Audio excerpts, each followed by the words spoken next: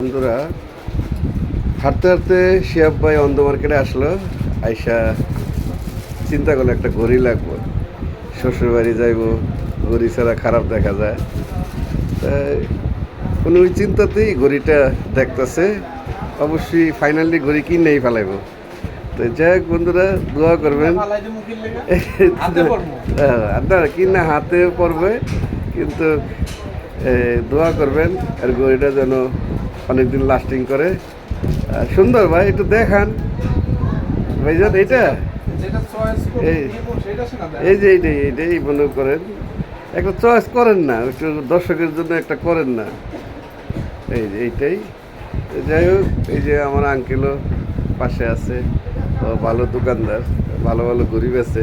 দেখছেন কি সুন্দর হাসি দিছে। এই যে দেখছেন, ওই যে সিএফের হাতে এটাই পছন্দ করছে।